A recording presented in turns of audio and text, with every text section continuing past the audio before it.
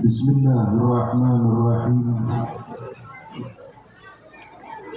Assalamualaikum warahmatullahi wabarakatuh.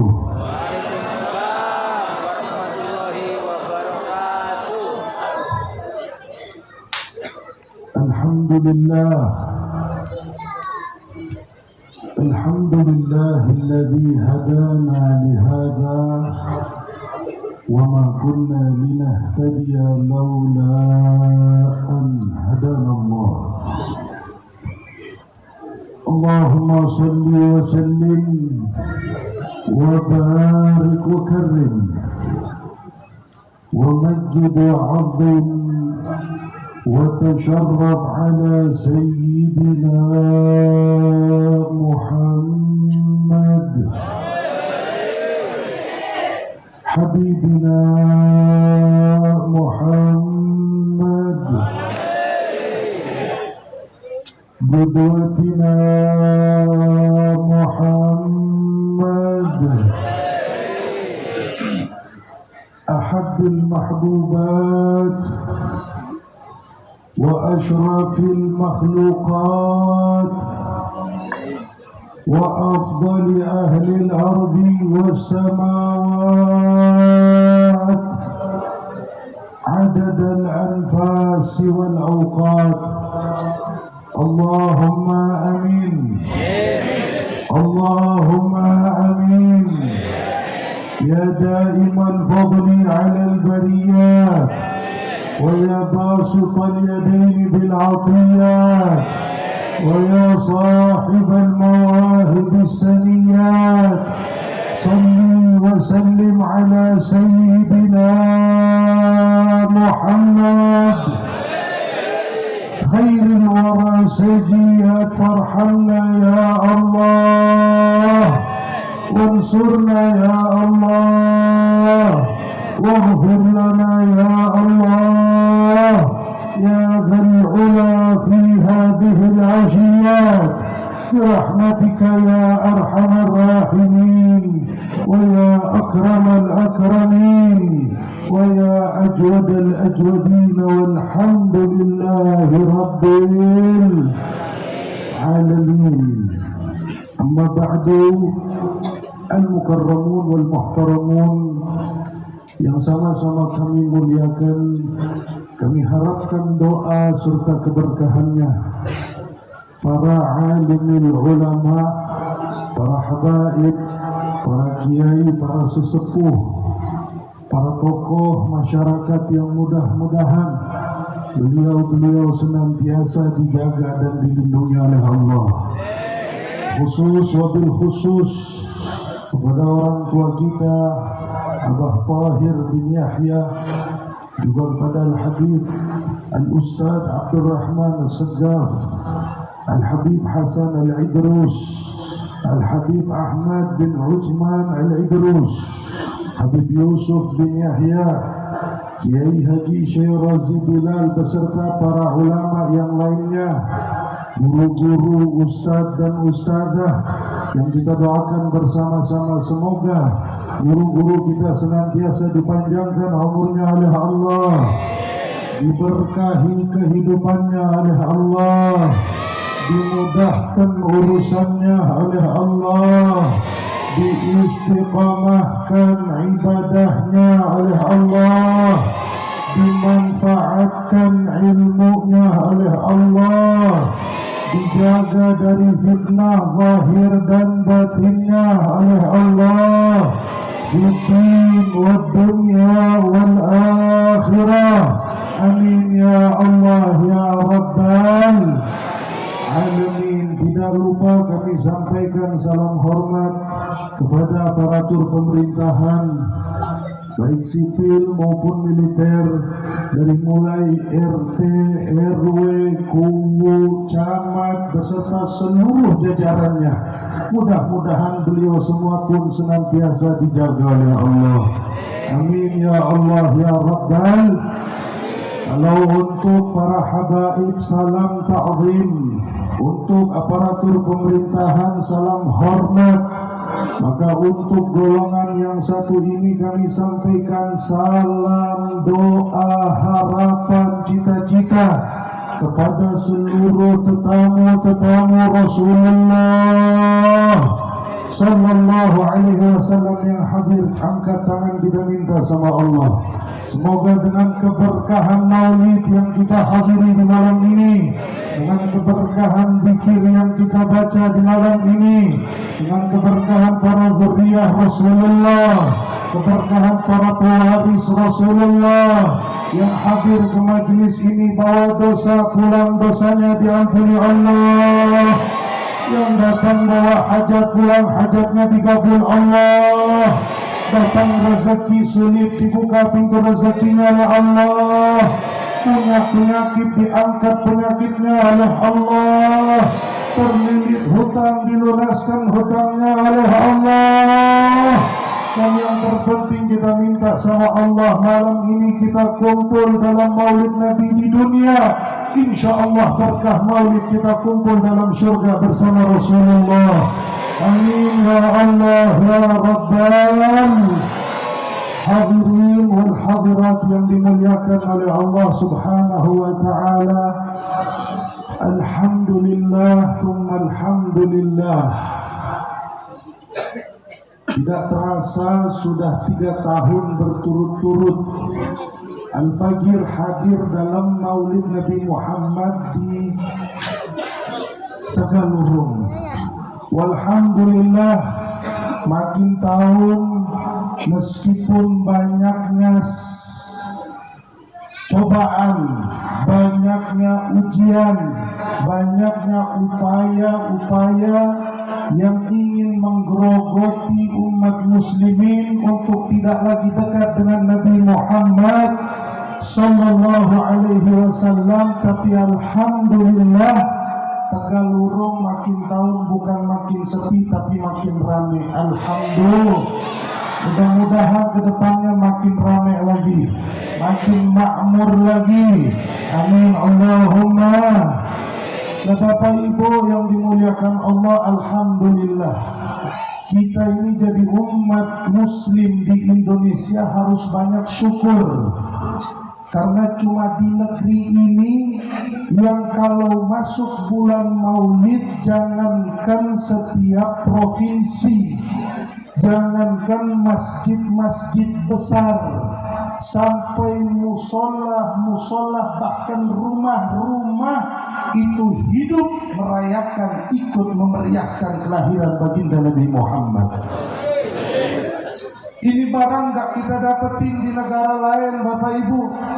Bahkan sekalipun di tempat Nabi diutus, sekalipun di tempat wahyu diturunkan, Nabi dilahirkan, Nabi dimakamkan, kita pergi ke Jazirah Arab, dari mulai Makkah, Madinah dan sekitarnya, gak ada acara maulid meriah model kayak di negeri kita. Alhamdulillah.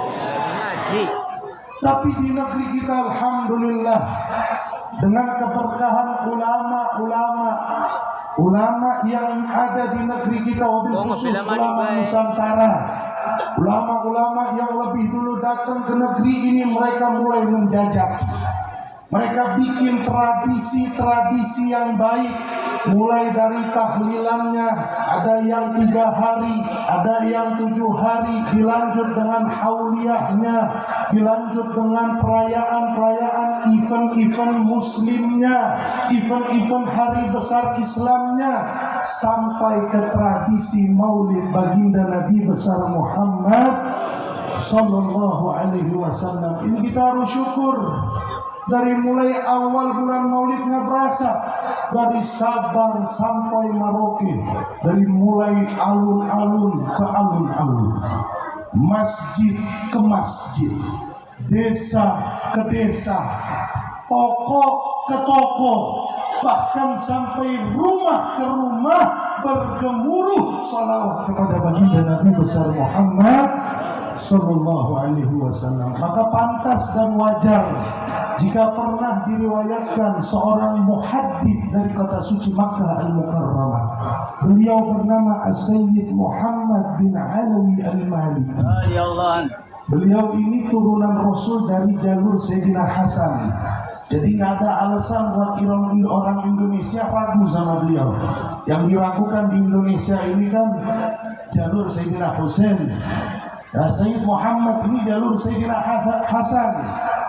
Beliau pernah meriwayatkan satu kali berziarah ke makam Rasulullah SAW.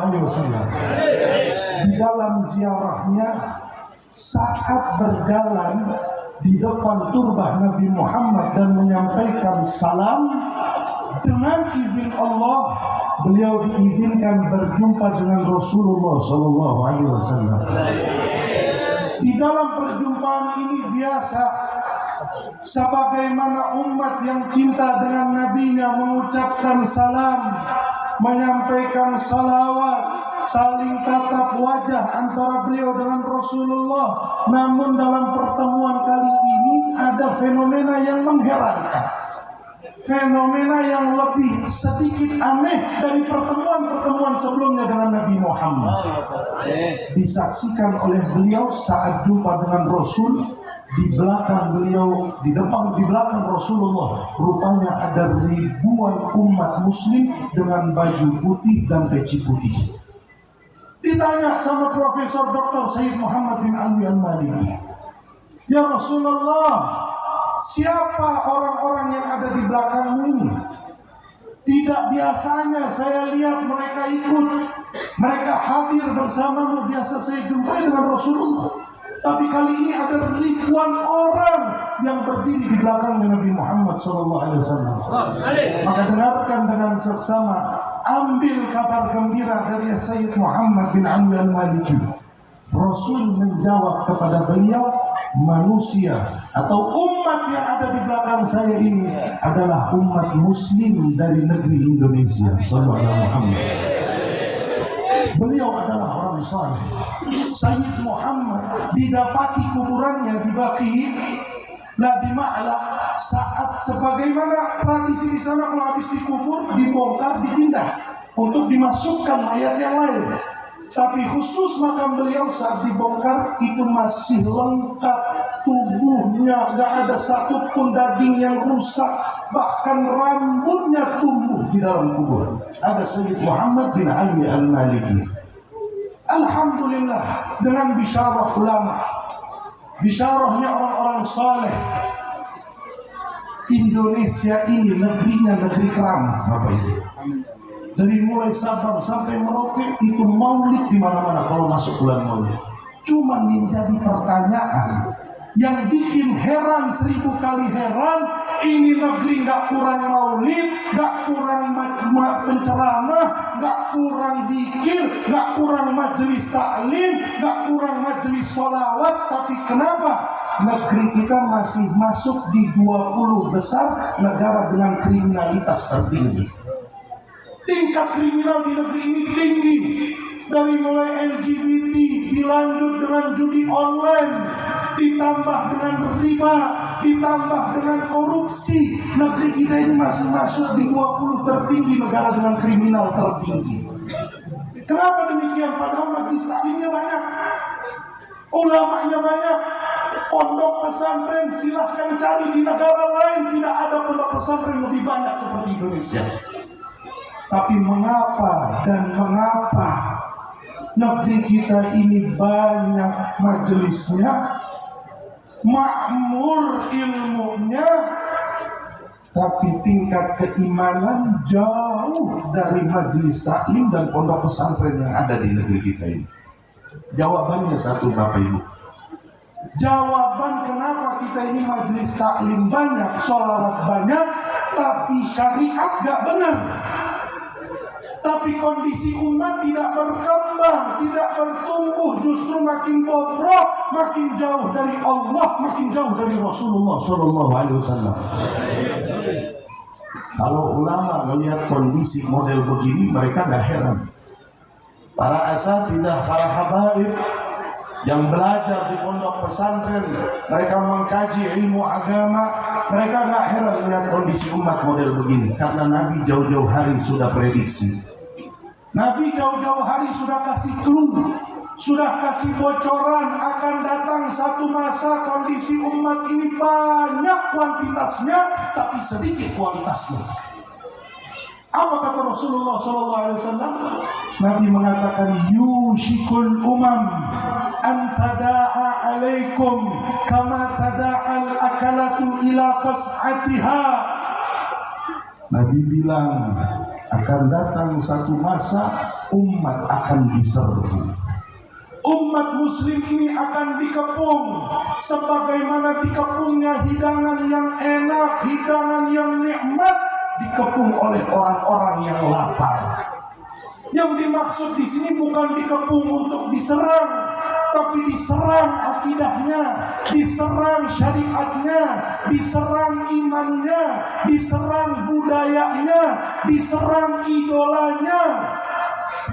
Dan kita rasakan sekarang, Muslim hanya terpampang di KTP, Muslim hanya terpampang di busana, tapi ketika hati seseorang dibuka, tidak ada sedikit pun cahaya Islam bertumbuh di dalam hatinya. Na'udzubillah min. Sehingga wajar banyak orang sekarang pakai peci, tapi dia melakukan kehinaan. Banyak pakai baju koko, pakai gamis, pakai imamah, tapi bikin tindakan asusila. Banyak orang ngerti agama, lulusan pesantren, tapi dia korupsi. Mengapa demikian? Hasil dari serbuan-serbuan yang tidak difilter, serbuan-serbuan yang tidak diobati, sehingga mereka masuk terjangkit dalam fitnah yang sudah diprediksi oleh Nabi Muhammad SAW. Zaman itu sahabat tanya, ya Rasulullah, amin qillatin nahnu yawmaidin. Kita bisa diserbu begitu apa karena saat itu jumlahnya sedikit? Apakah umat muslim saat itu sedikit? Rasul bilang, la bal antum kathir. Antum banyak saat itu. Antum jumlahnya mayoritas saat itu. Walakinnakum ghutha'un ka ghutha'is sayl. Tapi banyaknya antum saat itu bagaikan buih yang bertebaran di lautan.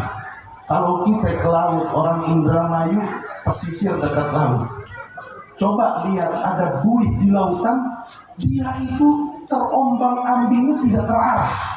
Nanti ke timur, nanti ke barat, nanti ke selatan, nanti ke utara. Dia ikut apa kata angin. Dia nggak punya prinsip di dalam pendirian, sehingga terombang-ambing ke sana dan ke sini. Nabi Muhammad bilang umat saat itu banyak, majelis taklimnya banyak, tapi setiap personal dari mereka, setiap pribadi dari mereka tidak punya pribadi yang berprinsip di dalam keimanannya dan keislamannya kepada Allah Subhanahu wa Ta'ala. Maka saat kondisi umat seperti ini, Nabi bilang, la yanzi'annallah min suduri aduwikum al-mahabata minkum. Saat itulah Allah akan cabut wibawa muslim, wibawa Islam, kebesaran muslim, kebesaran Islam. Saat kondisi umat banyak tapi nggak punya prinsip dalam agama, tidak punya prinsip dalam keimanan, Allah akan cabut rasa agung, rasa wibawa di dalam hati musuh-musuh Islam.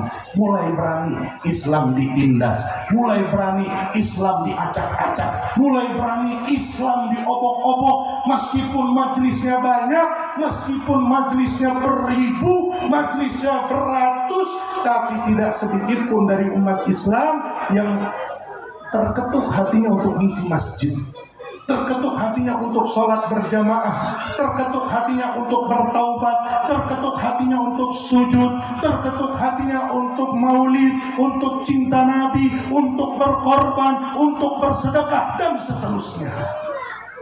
Maka saat itu layak difannallah fi qulubikumul wahn. Saat kondisi sudah seperti ini, Bapak Ibu, mulai itu dimasukin dalam hati muslimin satu-satu penyakit yang namanya penyakit waham. Apa itu penyakit waham? Waham hubbud dunya wa karahiyatul maut. Mulai cinta dunia dan takut sama mati. Kalau dua penyakit ini sudah masuk ke dalam hati seorang muslim, jangan pernah berharap dia akan wafat dalam keadaan husnul khatimah. Bagaimana mau wafat husnul khatimah sama mati aja dia takut? Orang yang mau wafat husnul khatimah itu dia tunggu-tunggu. Orang yang yakin meninggal husnul khatimah, dia itu cita-cita pengen cepat-cepat mati. Kenapa? Karena ada janji Allah buat orang yang meninggal dalam keadaan husnul khatimah, Allah akan panggil dia dengan panggilan sang kekasih. Allah akan panggil dia dengan panggilan ya ayyatuhan nafsul mutmainnah irji'i ila rabbiki radiyatan mardiyah fadkhuli fi ibadi wadkhuli jannati. Wahai jiwa yang tenang, orang kalau meninggal husnul khatimah sama mati jadi cita-cita, sama mati jadi harapan. Doa setiap hari pengen cepat-cepat jumpa dengan Allah Subhanahu wa ta'ala. Jadi kondisi umat sekarang Bapak Ibu itu luar biasa, memiriskan hati kita. Kita sebagai generasi ulama terdahulu yang sudah menggagas tradisi muslim di negeri ini indah luar biasa. Bagaimana jangankan bicara antara muslim dengan muslim. Orang dulu itu sibuk ngurusin muslim dengan non muslim. Sekarang muslim sama muslim berantem. Sekarang Quran sama Quran berantem. Allah sama Allah berantem. Tuhannya sama, nabinya sama, kitabnya sama, tapi saling bunuh, saling hujat, saling caci maki. Orang dulu datang ke negeri ini, mereka datang ke negeri ini bawa kedamaian, bawa ketenangan. Mereka bawa cinta Nabi Muhammad sallallahu alaihi wasallam. Nah sekarang ribut, umat jadi pecah belah. Mulai orang-orang yang non muslim yang gak senang sama muslim, mereka tepuk tangan. Mulai mereka lihat muslim sama muslim saling jotos, muslim sama muslim saling pukul, saling hina, saling caci. Karena memang kondisinya kita sudah terjerat penyakit wahan. Maka umat saat ini Bapak Ibu butuh titik balik. Kita ini sekarang butuh poros untuk kita kembali. Dari mulai ulama sampai santri, tua muda, pengusaha rakyat, pejabat rakyat, itu butuh titik balik dalam kondisi seperti ini. Dalam kondisi fitnah yang begitu luar biasa, perubahan luar biasa, yang jadi mengkhawatirkan. Takutnya kita sekarang kondisi begini, sekarang nanti zamannya anak-anak bagaimana? Nih, anak-anak yang sekarang baru masuk kelas SD, yang baru masuk SMP, yang baru masuk SMA. Sekarang aja zaman kita orang tua muslim sama muslim sudah saling jotos. Kita saksikan di Brebes belum lama. Kemarin di Jakarta tepat tanggal 27 Agustus saya ada di Jakarta, itu saya saksikan luar biasa Bapak Ibu. Bukan lagi antar caci maki, bukan lagi antar saling hujat, tapi sudah saling bunuh, saling pukul, saling tabrak menabrak. Ini yang nabraknya muslim, yang ditabrak muslim, yang pukul muslim, yang dipukul muslim, yang menghujat muslim, yang dihujat muslim. Kondisi luar biasa sekarang Bapak Ibu, perpecahan di mana-mana. Dari luar dan dari dalam jantung Islam itu pecah belah sekarang. Sehingga umat ini butuh titik balik. Kita ini butuh tempat kembali. Kemana tempat kembali kita? Kemana tempat kita pulang? Kemana tempat kita bersandar? Jawabannya, sandarannya cuma satu. Ini umat bisa pecah belah, ini umat bisa saling hujat, ini umat bisa demikian rupa kondisinya karena masalahnya mereka meninggalkan Rasulullah Sallallahu Alaihi Wasallam. Mereka tinggalkan Nabi Muhammad Sallallahu Alaihi Wasallam. Kalau saja mereka kembali kepada Nabi Muhammad, mereka pelajari akhlaknya Nabi Muhammad, mereka lihat perangainya Nabi Muhammad SAW, maka tidak ada yang akan mereka dapatkan kecuali kalimat cinta, cinta, dan cinta. Di dalam diri Nabi Muhammad SAW tidak ada rasa kebencian sedikit pun kepada siapapun.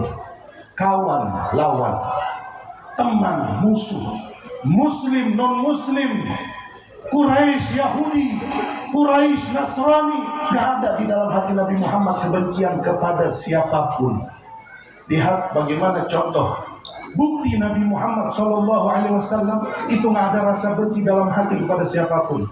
Dari mulai lahir sampai beliau meninggal, gak ada riwayat Nabi Muhammad itu dibenci sama orang karena pribadinya, gak ada. Nabi gak pernah dibenci karena Muhammad ini egois ya. Nabi gak pernah dibenci karena dia sombong lah. Bahkan musuh melabeli Nabi Muhammad dengan julukan Al-Amin, orang yang jujur.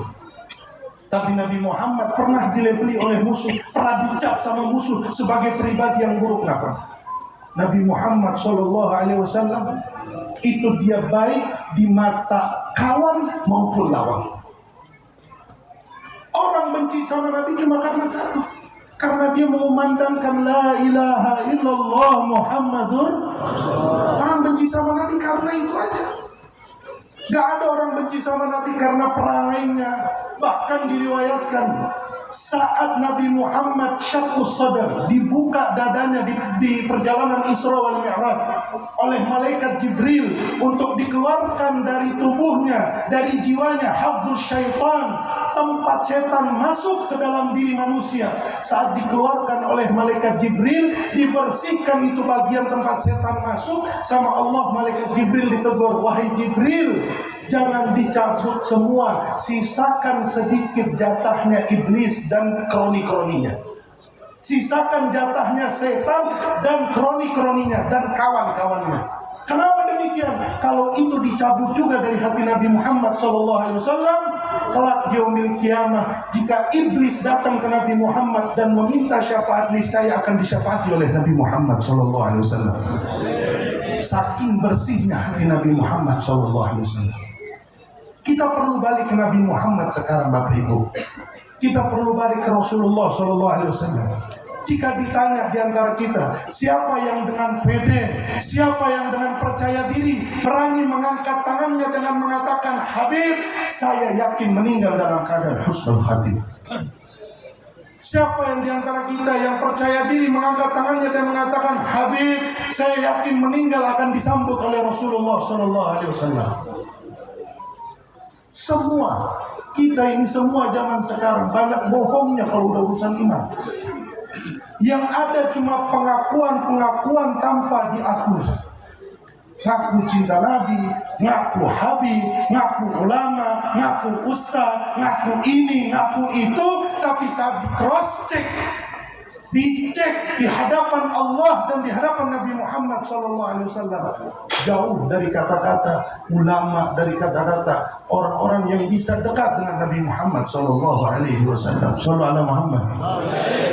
Maka Bapak Ibu yang dimuliakan Allah, yang saya pengen ngajak sekarang, kondisi luar biasa sekarang Bapak Ibu. Gak di mana-mana fitnah itu menjerat dari mulai ulama sampai orang awam. Kita lihat di berita, ada ulama kena kasus ini, ulama kena kasus itu, ulama kena kasus macam-macam. Kalau bukan Nabi Muhammad kita jadikan tempat kembali kita, maka kepada siapa kita akan kembali? Kalau bukan Rasulullah SAW tempat kita bersandar dari hiruk pikuk fitnah yang luar biasa, mau kemana kita bersandar? Mau minta tolong siapa? Dari mimpinya atau dari kejadian Sayyid Muhammad tadi saat jumpa dengan Rasulullah, di belakangnya ada ribuan umat muslim. Ini menunjukkan bahwa orang Indonesia ini masuk surga ini bukan karena sholatnya, bukan karena ibadahnya, bukan karena sedekahnya. Kita jauh dari kata-kata soleh, tapi insya Allah umat muslim di Indonesia bisa mengandalkan Nabi Muhammad SAW untuk selamat masuk ke dalam surganya Allah Subhanahu Wa Taala. Amin Allahumma. Maka kalau lewat pintu Nabi Muhammad, diajak cinta Nabi, diajak rindu Nabi, nggak mau juga, pertanyaannya, Anda mau masuk surga lewat pintu mana? Kalau untuk cinta Nabi saja susah, untuk hadir dalam maulid Nabi susah, meniru akhlaknya Nabi susah, mengikuti sunnahnya Nabi susah. Maka dari itu Bapak Ibu yang dimuliakan oleh Allah Subhanahu wa taala, kita boleh jauh dari Nabi, kita boleh jauh dari sunnah Nabi, tapi tolong perhatikan anak-anak kita ini. Ini generasi-generasi yang nantinya akan menghadapi fitnah yang lebih kejam dari zaman sekarang. Kalau sekarang di Jakarta udah saling bunuh, sekarang di Jakarta muslim dengan muslim sudah saling hujat, bagaimana kondisi umat nanti zamannya mereka? Kalau sekarang Palestina sudah hancur-hancuran, bayi-bayi sudah dibunuh, bagaimana zamannya mereka nanti? Kita ada di penghujung zaman yang obat titik kembali umat itu mesti disadari oleh setiap umat, mobil khusus kita umat muslim Indonesia. Maka saya mau mengajak untuk mengambil dua pelajaran penting dari Rasulullah SAW yang kita jadikan pegangan kuat, kita jadikan bekal utama untuk ngadepin kondisi zaman sekarang ini, Bapak Ibu. Insya Allah kalau dua hal ini kita pegang, akhlak Nabi Muhammad yang dua ini kita pegang, insya Allah bagaimanapun kondisinya kita akan tetap berada di track, tetap berada di jalan yang benar, di dalam ridhonya Allah dan ridhonya Nabi Muhammad sallallahu alaihi. Amin ya Allah ya Rabbal. Maka Bapak Ibu yang dimuliakan Allah, dua hal ini yang pertama, ini pesan penting yang insya Allah kalau kita pegang baik-baik, itu penyakit wahan kabur dari kita. Penyakit wahan itu jauh dari kita, dan insya Allah kita bisa selamat menghadap Allah Subhanahu wa ta'ala. Yang pertama, akhlaknya Nabi Muhammad yang harus dipegang oleh umat muslim zaman sekarang adalah tahammul. Apa itu tahammul? Nabi Muhammad adalah orang yang kuat menahan beban. Ini Rasulullah SAW. Kalau kita mau nanggung bebannya Nabi Muhammad, kayaknya kita nggak mampu. Bebannya Nabi terlalu besar, bebannya Nabi terlalu banyak. Saking banyaknya bebannya Rasulullah SAW sama Allah, Nabi Muhammad itu ditaruh di akhir zaman, dijadikan Nabi penutup dari sekian banyaknya Nabi, karena Allah tahu cuma Muhammad yang kuat menahan beban. Nabi-nabi sebelum Rasulullah gak akan kuat.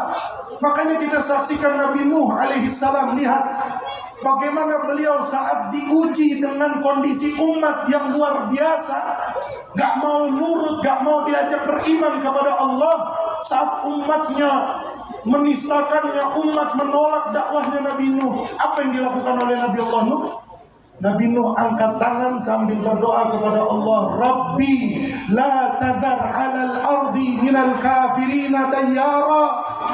Ya Allah, jangan sisakan sedikit pun di muka bumi ini daripada hamba yang tidak beriman kepadamu. Sehingga Allah turunkan bencana yang luar biasa, membumi hanguskan seluruh orang-orang kafir yang tidak beriman kepada Allah. Nabi Allah Syu'aib alaihissalam ditolak dakwahnya, dinistakan oleh umatnya. Apa yang beliau lakukan? Beliau berdoa kepada Allah untuk turunkan angin tofan menghancurkan orang-orang yang kufur kepada Allah. Gak kuat itu Anbiya wal Mursalin sebelum Nabi Muhammad. Tapi saat Rasulullah SAW yang diutus, dinodai, dihina, dikucilkan, diasingkan, dilempari kotoran, diintimidasi, diusir dari kampung halaman. Apa yang Rasul lakukan? Rasul mengangkat tangan dan berdoa kepada Allah, Allahumma hdi qaumi fa innahum la ya'lamun. Ya Allah, beri hidayah kaum saya karena mereka sesungguhnya golongan yang tidak mengerti. Mereka tidak tahu bagaimana keagunganmu ya Allah. Rasul hanya bisa mengangkat tangan dan mengatakan, Allahumma inni asku ilaika da'fa quwwati wa qillata hilati. Ya Allah, Saya cuma bisa doa, saya nggak kuat, saya orang lemah, saya orang yang nggak mampu. Lemah kekuatan saya, lemah kekuatan saya. Kalau bukan karena ridhamu yang saya harapkan ya Allah, fala ubali, saya nggak peduli ya Allah. Nabi Muhammad sallallahu alaihi wasallam tahammul. Beliau orang yang bertahan, siap menanggung beban atas konsekuensi dakwah yang beliau bawa demi menegakkan la ilaha illallah Muhammadur. Kita butuh meniru akhlak Nabi ini. Kita nggak diuji kayak Nabi sama sahabat. Kita nggak dilempari kotoran, kita nggak dibunuh keluarga, kita nggak dirusak rumah kita, nggak diusir dari kampung halaman kita. Kita cuma diminta makmurkan musola setempat, cintai ulama, kiai dan habaib, ikuti komando para ulama, ikuti bimbingan para ulama, jangan terpecah belah, bersatu, lanjutkan perjuangan Rasulullah Sallallahu Alaihi Wasallam. Kita nggak diminta perang, kita nggak diminta menghunus pedang, kita nggak diminta untuk diancam nyawa kita. Tidak, kita cuma diminta bersatu. Kita cuma diminta saling cinta, saling menghargai, saling menghormati. Makmurkan musola-musola, cintai para ustadz, para ulama, ikuti dawuhnya, ikuti bimbingannya, akhlaknya. Kita cuma diminta begitu, nggak kuat. Padahal ujiannya nggak seberat ujian sahabat. Lihat Ammar bin Yasir, keluarga Ammar yang ditangisi oleh Rasulullah Sallallahu Alaihi Wasallam. Ibunda Ammar bin Yasir, ada tombak dipanaskan di atas bara api sampai bemerah itu warna besinya. Maaf yang dilakukan oleh majikannya ibunda Ammar bin Yasir. Itu tombak setelah dipanaskan, mohon maaf, dimasukkan melalui kemaluannya hingga keluar lewat mulutnya. Karena kenapa? Hanya mempertahankan la ilaha. Bapaknya Ammar bin Yasir diambil itu besi, dipanaskan, ditempelkan di tubuhnya abahnya Ammar bin Yasir. Bilal ibn Rabah harus ditiban dengan batu di tengah gurun pasir hanya untuk mengatakan ahadun ahad, hanya untuk la ilaha illallah. Abu Bakar As-Siddiq, semua hartanya tanpa tersisa sedikit pun. Kita kalau sedekah buat majelis maulid, kita sedekah buat pesantren, itu kita ambil lebih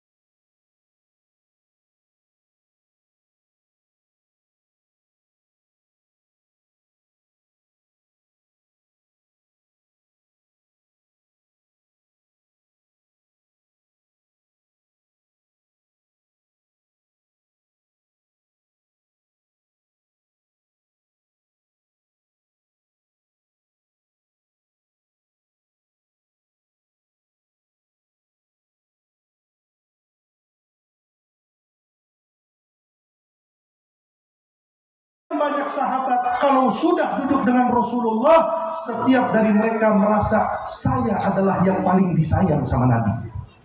Saya adalah yang paling dicinta sama Nabi. Ini izin Allah Subhanahu wa taala ingin membuktikan bahwa Muhammad yang satu orang bisa bikin jutaan orang dicinta, merasa dicinta.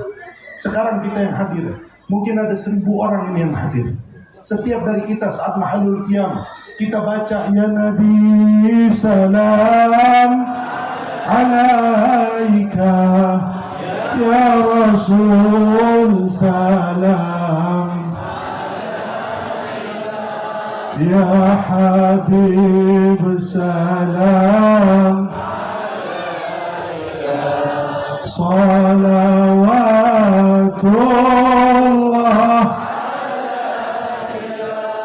Saya kasih bukti kalau Nabi itu betul-betul rahmat untuk alam semesta. Saat tadi kita baca salawat, adakah di antara bapak ibu yang merasa Nabi mah punya si Habib aja, bukan punya saya? Nabi mah punya yang di atas panggung saja, bukan punya saya? Atau kita merasa setiap dari kita pantas dicintai oleh Nabi Muhammad SAW? Setiap dari kita pantas untuk disyafaati oleh Rasulullah SAW. Setiap dari kita merasa saya berharap syafaat, saya berharap dicinta oleh Nabi Muhammad. Tidak ada rasa minder dalam hati untuk menjadi umat yang dicinta olehnya. Kenapa demikian? Karena Nabi diutus membawa rahmat buat semua alam semesta. Bukan cuma buat orang Arab, bukan cuma buat orang Sunda, bukan cuma buat orang Jawa, bukan cuma buat ustadz kiai, bukan cuma buat ulama. Nabi Muhammad itu diutus buat alam semesta. Bahkan Rasul mengklaim sendiri, syafaat saya ini bukan buat kiai habaib, syafaat saya ini bukan buat santri ulama, syafaati li ahlil kabair min ummati. Syafaatnya saya, kata Rasulullah, tuh buat tukang zina, buat tukang main judi, tukang riba, tukang dosa besar. Ini bukti kalau Muhammad Sallallahu Alaihi Wasallam adalah rahmat buat kita semua. Kita contoh, jadilah orang yang membawa rahmat buat keluarganya, bawa rahmat buat tetangganya, buat santri-santrinya, buat orang yang ada di sekitarnya, masyarakatnya. Jangan jadi orang yang bawa kebencian, jangan jadi orang yang bawa keburukan, rasa dengki, rasa iri dan seterusnya untuk orang yang ada di sekitarnya. Jadilah orang yang bawa kasih dan sayang, bikin orang nyaman duduk sama kita. Rasulullah sampai hewan saja nyaman duduk sama Nabi. Jangankan manusia, hewan merasa dicinta oleh Rasulullah SAW. Sampai ada onta yang datang ngadu sama Nabi karena dipaksa angkut beban oleh majikannya melebihi kapasitas. Datang onta nangis di depan Rasulullah, bisik-bisik sama Rasulullah. Nabi langsung, man, siapa pemilik onta ini? Dipanggil pemiliknya, kamu telah mendolimi dia, kau angkat dia beban, kau pakaikan dia beban melebihi kemampuannya. Copot bebannya, kasih dia makan yang cukup. Sehingga karena sebab Nabi ngebela ini onta setiap keliling di kota Madinah, gak ada sahabat yang berani naruh beban di atas pundaknya. Kenapa? Ini onta backingannya Rasulullah SAW. Onta ngerasain rahmatnya Nabi Muhammad. Sebagai penutup, saya akan sampaikan riwayat bagaimana luar biasa dampak dari rahmat yang dibawa oleh Nabi Muhammad. Sayang, kasih yang dibawa oleh Rasulullah SAW. Nabi Muhammad saking menjadi duta rahmat. Tahu duta rahmat? Ada duta sampo, ya, ada duta sabun, ada duta Suzuki, duta Toyota. Nabi ini jadi duta rahmat buat umat, buat alam semesta. Lihat Rasulullah SAW, begitu beliau meninggal dunia, gimana kondisinya Madinah, gimana kondisi orang yang hidup di sekitarnya. Mau tahu kita ini orang yang selalu bawa kasih sayang, bawa kedamaian buat orang lain. Lihat saat dia meninggal. Kalau saat dia meninggal, ada ribuan orang yang hadir menangisi karena sedih ditinggal oleh dia, berarti kita orang yang sukses meniru Nabi Muhammad di dalam membawa rahmat buat orang yang ada di sekitar. Tapi kalau meninggal, orang mau datang aja ke rumah dia malas, orang mau ngelayat aja malas, mau takziah saja malas, mau nyolatin dia malas. Ini buktinya orang selama hidupnya dia suka bawa kebencian buat orang-orang sekitar. Kita sekarang, mungkin bapak-bapak yang mau jadi santri udah telat, mau jadi orang alim telat, mau jadi penceramah telat, jadi pengusaha telat, jadi yang terakhir anfa'ukum linnas, jadi orang yang manfaat buat sekitar. Kita manfaat buat mereka. Mereka butuh apa? Kita bantu. Ada tahlilan, kita datang. Jadikan diri kita ini orang yang rahmat buat sekitar. Gak akan terjadi perpecahan, saling jotos, saling ribut, gak akan terjadi kalau mereka mengerti kata rahmat yang dibawa oleh Nabi Muhammad SAW. Maka penutupnya Bapak Ibu, dengarkan, lihat bagaimana orang-orang yang ngerasain dampak rahmat Nabi terus harus berpisah dengan Nabi Muhammad. Tanggal 12 Rabiul Awal di tahun ke-23 kenabian, akhir tahun hidupnya Nabi Muhammad SAW. 3 hari sebelum Nabi Muhammad wafat, Nabi berada di rumahnya Siti Maimunah, salah satu istri dari 11 istrinya Nabi Muhammad. Saat gilirannya Siti Maimunah, Rasul sakit, jatuh sakit, demam tinggi. Maka Nabi Muhammad saat itu izin sama Siti Maimunah, minta untuk dikumpulkan semua istrinya yang 11. Kumpul istri-istri Nabi di rumahnya Siti Maimunah. Nabi pun izin, wahai istri-istriku, saya minta izin untuk jatah kalian malam ini biar diambil sama Siti Aisyah radhiyallahu taala anha warḍaha. Maka semua istrinya mengizinkan, dan Nabi malam itu yang harusnya jatah Siti Maimunah, Nabi Muhammad tinggal di rumahnya Siti Aisyah. Malam itu demam Nabi Muhammad tinggi, luar biasa. Sampai masuk waktu subuh, para sahabat nunggu di depan rumah untuk menunggu Nabi Muhammad keluar dan mengimami sholat. Subhanallah, sudah dikit lagi mau fajar, mau isyraq, mau terbit matahari, Rasul tak kunjung keluar dari rumah. Semua sahabat di masjid itu merasa gelisah, resah. Apa ini sampai Nabi nggak keluar? Nggak biasanya Rasulullah keluar, nggak keluar dari rumah. Maka ditunggu di depan rumahnya Siti Aisyah, hanya kelihatan gorden, jendela yang terbuka, dan di balik jendela itu ada wajahnya Nabi Muhammad yang berusaha melihat apakah mereka sudah memulai sholat. Saking gak mampunya Nabi Muhammad, Nabi suruh Sayyidina Abu Bakar untuk gantiin jadi imam sholat subuh saat itu. Karena sudah dapat mandat dari Rasulullah, 3 hari 3 malam yang jadi imam di Masjid Nabawi saat itu adalah Sayyidina Abu Bakar Siddiq. Hari terakhir Bapak Ibu, subhanallah, pagi-pagi selesai sholat subuh Nabi keluar. Nabi segar, gak kelihatan pucat mukanya. Nabi masuk ke Masjid Nabawi, Nabi berdiri, ambil tongkat, Nabi khutbah. Disampaikanlah pesan-pesan terakhir oleh Rasulullah Shallallahu Alaihi Wasallam. Nabi bilang di situ sama sahabat-sahabatnya bahwa Allah fis salah. Nabi kasih peringatan buat salat. Nabi kasih peringatan untuk fitnah perempuan. Nabi bilang sama sahabat-sahabatnya, wahai sahabatku, fa inna mau'idukum ma'i fil jannah. Tempat kalian nanti bukan kumpul sama saya di dunia, tapi kalian nanti kumpul sama saya di dalam surga. Sampai di akhir khutbahnya Nabi Muhammad sambil menangis mengatakan, iqra'u minni salam ila kulli man tabi'ani ila yaumil qiyamah. Sampaikan salam saya kepada orang-orang yang ngikutin saya sampai hari kiamat. Saat Nabi berkhutbah seperti ini, tidak ada satupun sahabat yang ngerti. Yang ngerti cuma satu orang, Sayyidina Abu Bakar Siddiq. Nangis Sayyidina Abu Bakar Siddiq sejadi-jadinya. Sahabat yang lain menyangka Rasul sehat, sembuh dan akan kembali mengimami semuanya, kembali hadir di tengah-tengah sahabat. Tapi Abu Bakar tahu, dari mulai haji wada saat Nabi Muhammad menurunkan ayat Al-Yawma akmaltu lakum dinakum, hari ini saya sempurnakan agama, itu semua senang, cuma Sayyidina Abu Bakar yang nangis. Dia sudah cium bau-bau Nabi Muhammad akan kembali kepada Allah. Masuk ke dalam rumah, sampai di rumah tinggi lagi debangnya Nabi Muhammad, dan Rasulullah minta untuk disandarkan di bahunya, di pahanya Siti Aisyah. Di akhir-akhir hayatnya Nabi Muhammad SAW, Bapak Ibu yang dimuliakan Allah, Nabi Muhammad minta sama Siti Aisyah buat dikasih siwak. Nabi pakai siwak.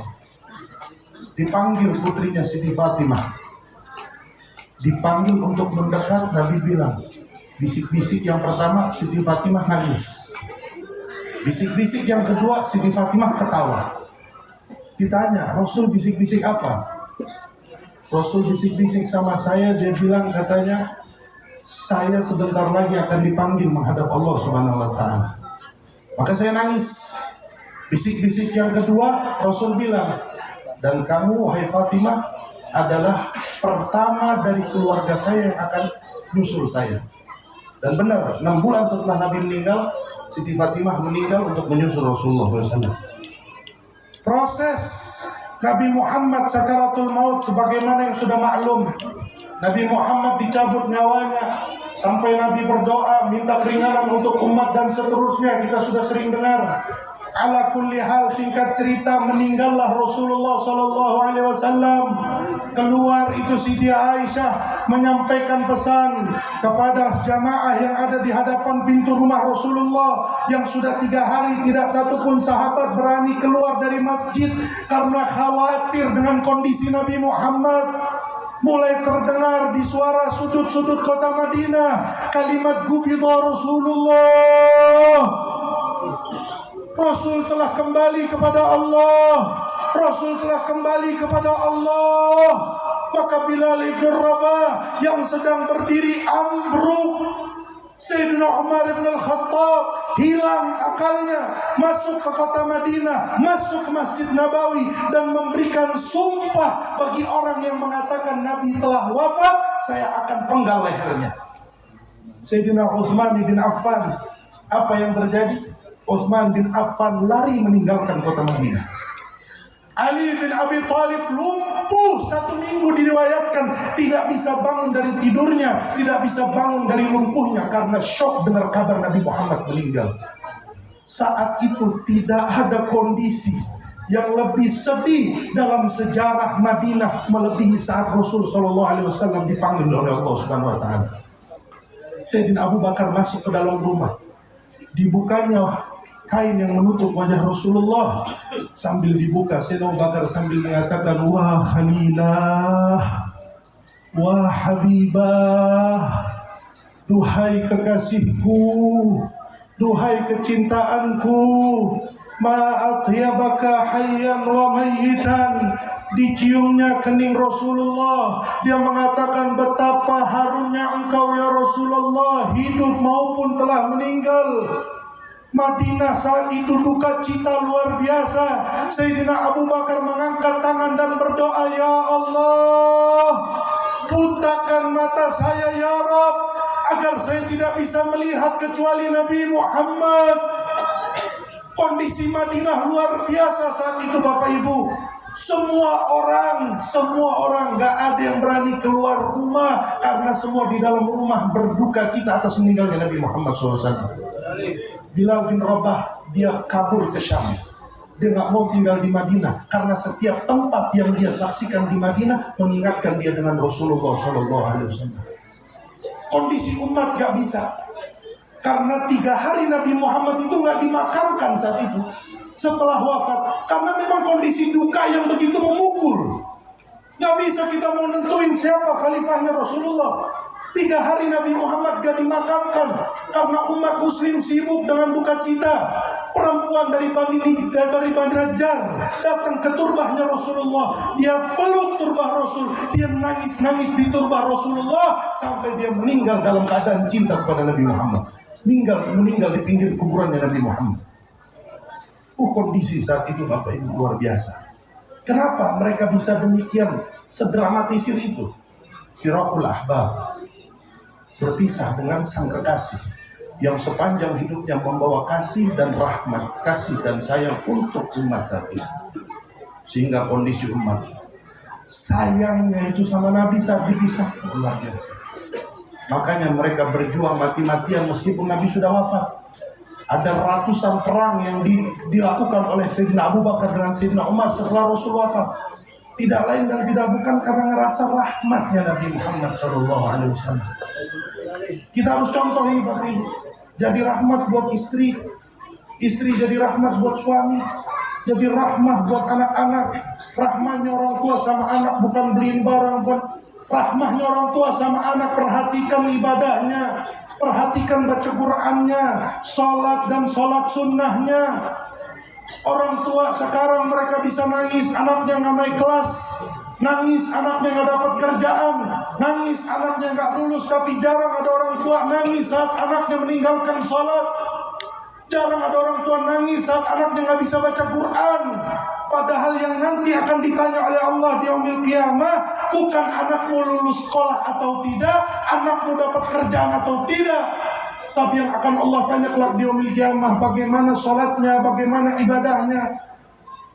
Jadilah rahmat buat keluarga, rahmat sama sosmed. Sekarang sosmed itu banyak orang caci maki, banyak orang share hal-hal yang gak pantas di-share. Jadi yang rahmat bawa kedamaian. Orang ribut di sosmed, kita komen yang bawa kedamaian, komen yang bawa kelembutan, orang tenang. Sudah gak usah ribut, sekarang kita fokus sama yang bikin dosa, amar ma'ruf nahi munkar. Jangan ribut sama perbedaan pendapat, ribut urusan nasab, ribut urusan demo, ribut urusan ini dan itu. Kita nggak usah ribut urusan begituan. Agama la ilaha illallah saja nggak boleh dipaksakan kepada orang. Lah ini kita mau maksa orang buat percaya ini, buat percaya itu. Fokus la ilaha illallah Muhammadur. Maka kesimpulannya tadi yang pertama tahammul, ambil pelajaran tahammul dari maulid ini. Yang kedua, bawalah rahmat ke rumah kita masing-masing. Bawa kasih sayang ke rumah kita masing-masing. Insya Allah mudah-mudahan yang sedikit ini bisa manfaat buat kita semua. Seperti biasa saya ajak jamaah untuk kita tutup bareng-bareng majlis pada malam hari ini dengan bersalawat kepada Nabi Muhammad SAW. Mudah-mudahan apa yang menjadi harapan, menjadi doa, menjadi keinginan, mobil khusus doanya para ulama di malam harinya, di tahajudnya, di sujudnya cepat-cepat digabulkan oleh Allah. Begitupun doa-doa kita mudah-mudahan segera diijabah oleh Allah Subhanahu wa taala.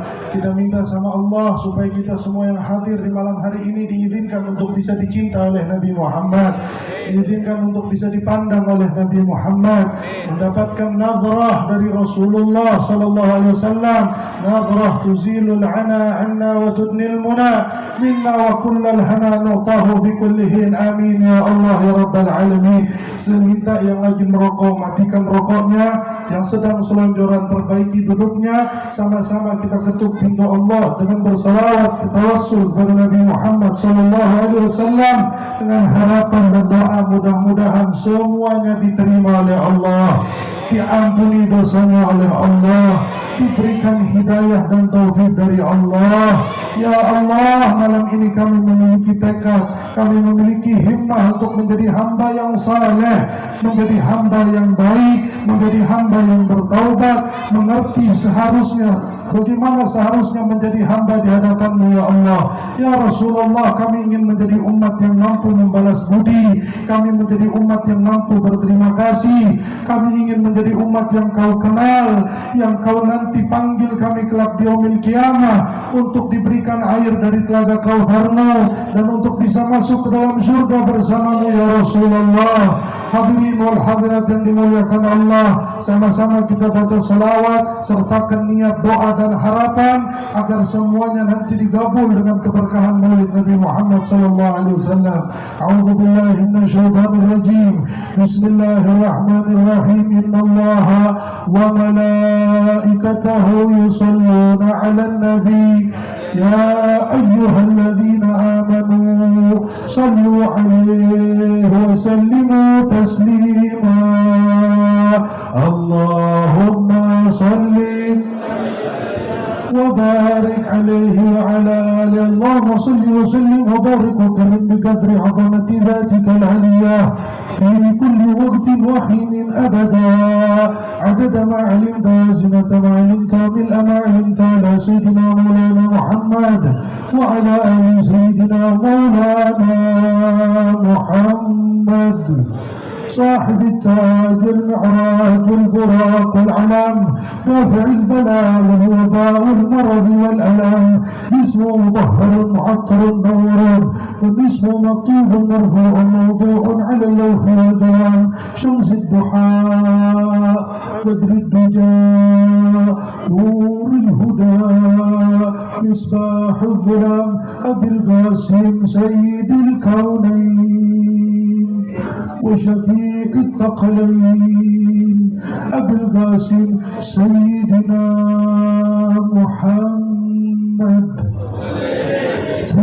محمد بن عبد الله سيد العرب والعجم نبي الحرمين محبوب عند رب المشرقين والمغربين. يا أيها المشتاقون لنور جماله صلوا عليه وسلموا تسليما. اللهم وسلم وبارك عليه وعلى يا من يخطب صاله يقظة ومناما. صلوا عليه وسلموا تسليما. الله ويا من يرجون منه شفاعة صلوا عليه وسلموا تسليما. اللهم وسلم وبارك عليه وعلى آله. يا ربي بالمصطفى بلغ مقاصدنا واغفر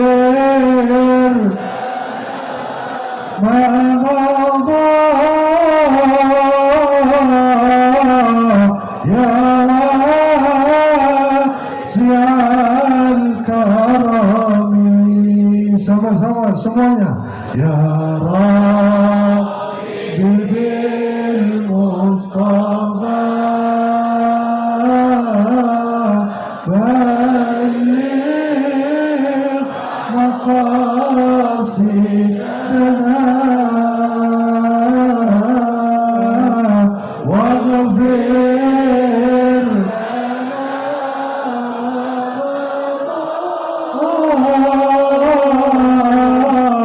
ya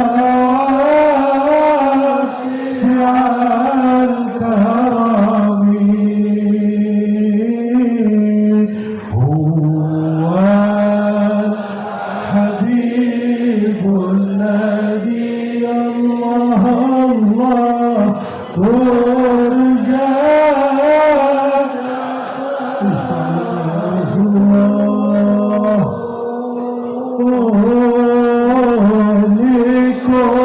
likulli hawlin minal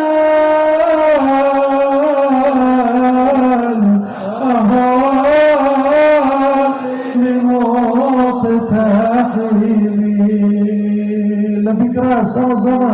Ya Rabb ya awalul awalin ya akhirul akhirin ya dhul quwwatil matin ya rahimul masakin ya arhamar rahimin. نتوسل إليك عليك بجاه هذا النبي الكريم يا الله أن تلاحظ لنا بالغفران لا تخيب رجاءنا يا رب لا تحرمنا يا رب يا sial. Angkat tangan sama-sama kita doa buat kaum muslimin ya arhamar rahimin ya arhamar ya Allah ya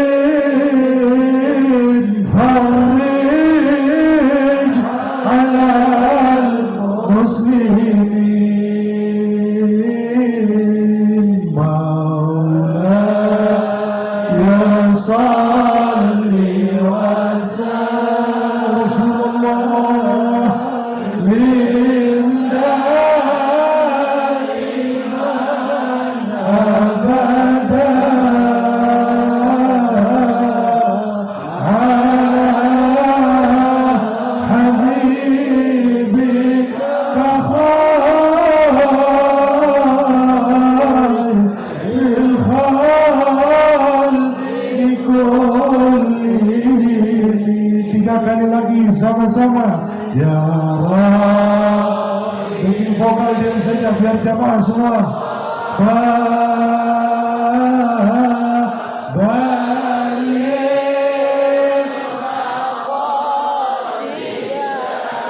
Ya Allah wa ghafir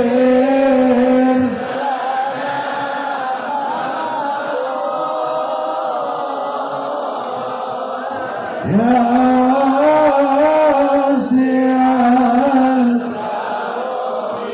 ya Rabbi bil Mustafa balligh maqasidana waghfir lana ma madha ya wasial. Terakhir semua sama-sama ya Rabbi bil Mustafa husnul khatimah Rabbana taqabbal minna innaka antas samiul alim wa tub alaina innaka antat tawwabur rahim ya rahman ya rahim ya arhamar rahimin ma madha ya sial karami da'wahum fiha subhanallah wa tahiyyatuhum ya salam wa akhiru da'wana alhamdulillahi rabbil alamin. Qabul wa taqabbal minna innaka antas samiul alim tub alaina innaka antat tawwabur rahim amin ya Allah ya rabbal alamin. Hanya ini yang bisa saya sampaikan, kurang lebihnya mohon maaf atas segala ucapan, perilaku, sikap yang kurang pantas. Tolong dibukakan pintu maaf sebesar-besarnya. Hadani Allah ya kum ajma'in. Wassalamualaikum warahmatullahi wabarakatuh.